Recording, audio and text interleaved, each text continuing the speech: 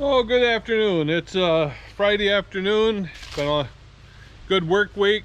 I want to give you a quick story of something that the Lord gave me some words I thought that were pretty cool. We were working out of town. I got like 11 guys working with me on a big job down in Battle Creek, and we're going to spend the night.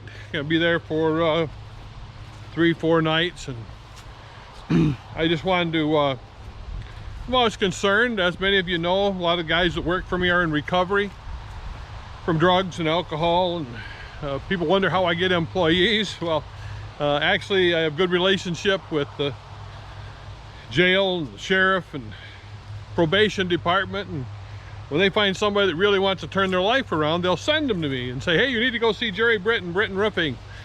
They run a real clean crew and they'll help you. And it's a real God thing. And so now we're got 11 guys with me, and we're down in Battle Creek, and we go to dinner. We're sitting there at the dinner, and when dinner was over, I changed seats with one of the guys, and I want to sit in the middle. I want to talk to you.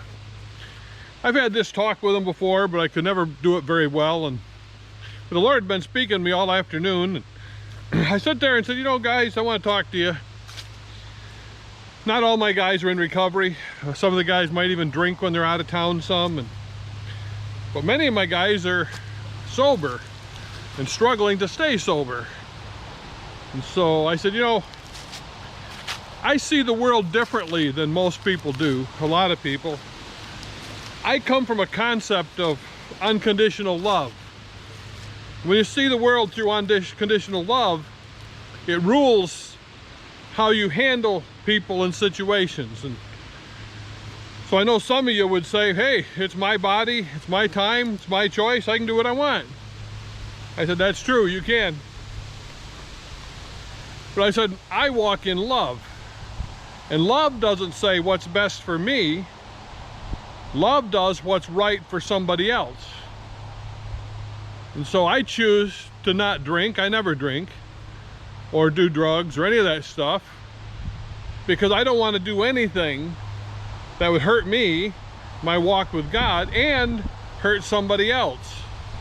I said, wouldn't it be horrible if out of town like we are, and you in your right to drink bought some drinks and took them back to your room, and your roommate was trying to stay sober and he lost his sobriety because he was hanging out with you?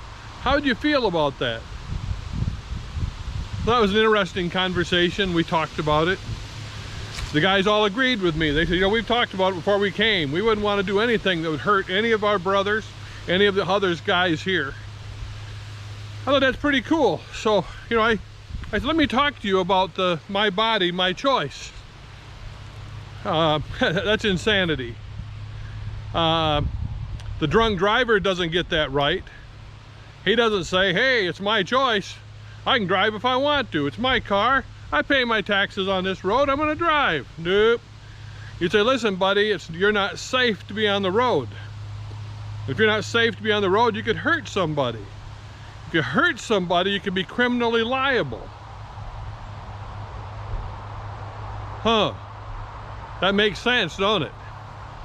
So here's the discussion. It's not about rights. It's about responsibility. See, I live not talking about what's right for me, but what's right in terms of responsibility to others. And so I went through a whole list of issues with the guys. You know, let's talk about rights versus responsibility. I said, and I know some of the guys, they ride motorcycle. I said, it's your right not to wear a helmet. But if you were thinking about responsibility, you'd think about the person who had to clean up the pieces if you crashed. Or the people might have to take care of you after you had a head injury. Maybe it's not about your rights, it's about your responsibility. Well, let's talk about guns.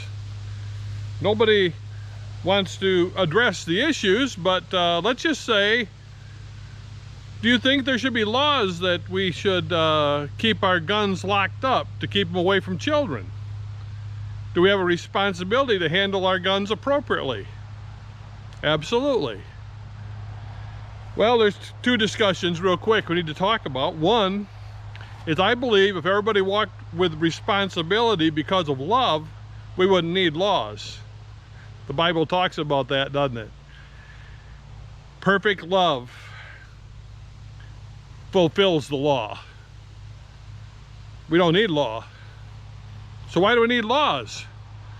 Because a lot of people want to exercise their right to hurt others and not be responsible.